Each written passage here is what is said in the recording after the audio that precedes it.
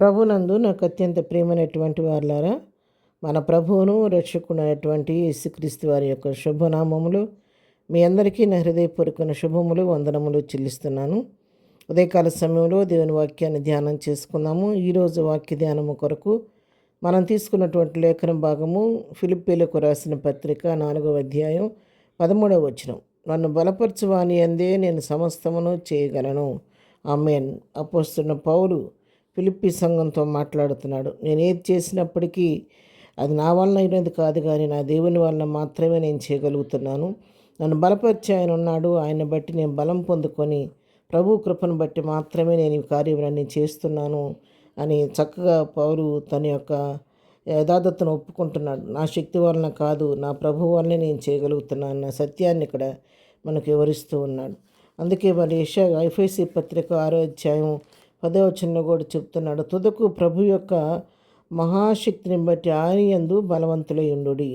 తాను బలం పొందుకోవటం మాత్రమే కాదు, మనందరికి కూడా అపోస్తలుడైన పౌలు చెప్తున్నటువంటి మాట ఏంటంటే, మరి మీరు దేవుని యొక్క శక్తిని బట్టి, ఆయన మహాశక్తిని బట్టి మరి మీరు బలవంతులై ఉండండి అని చెప్పని దేవుని వాక్యాన్ని మనకు తెలియచేస్తున్నాడు. కాబట్టి పిల్లరా, మనం దేవుని యొక్క శక్తిలో ఆయన యొక్క బలాన్ని పొందుకుంటే ఆ శక్తి ద్వారా మనం ఎంతగానో బలవంతులుగా ముందుకు సాగగలుగుతూ ఉంటాము.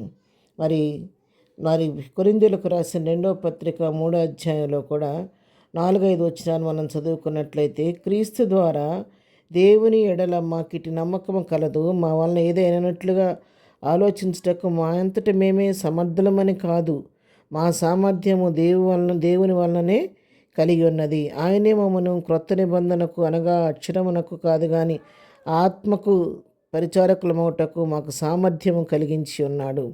మాలో ఏ సామర్థ్యం లేదు, కానీ ప్రభువే మాకు సామర్థ్యం కలుగు చేసి ఉన్నాడు. ఆయనే మమ్మలను మరి బలపరుస్తూ మరి పరిచర్య చేయటకు శక్తిని అనుగ్రహిస్తున్నాడు అన్నటని విషయాన్ని కూడా ఇక్కడ తెలియచేస్తూ ఉన్నాడు.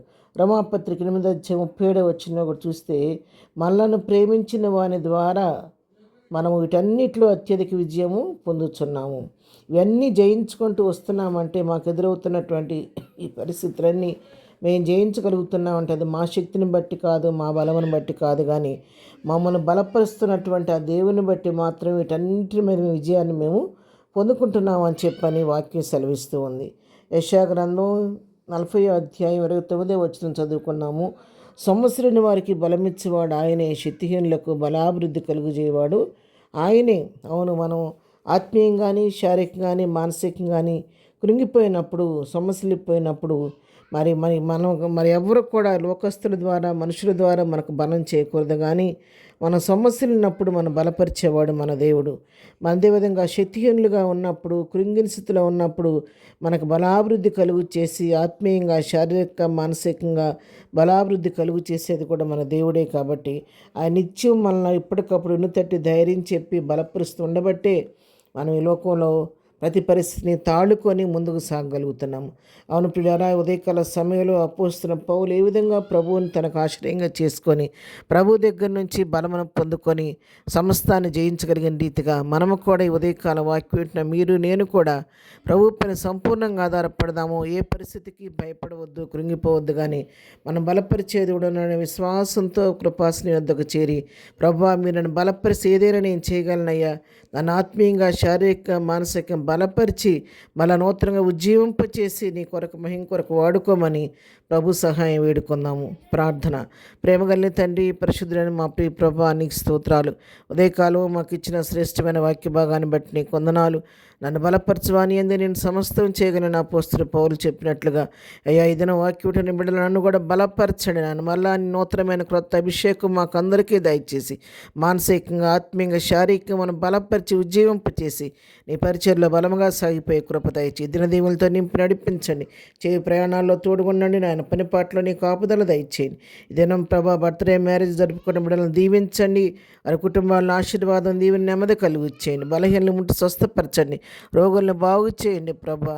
ఆపదలు ఉన్న వారిని తప్పించండి ప్రభా. ఎగ్జామ్స్ రాస్తున్న బిడ్డలకు కావలసిన జ్ఞానం దయచేయమని, ఈ ఉదయకాల దీవులతో నింపి దినమంతా నీ కృపాక్షయాలు మాకు తోడుగా ఉంచి నడిపించమని యేసు నామములో ప్రార్థించడి పొందుకొని ఉన్నాము తండ్రి.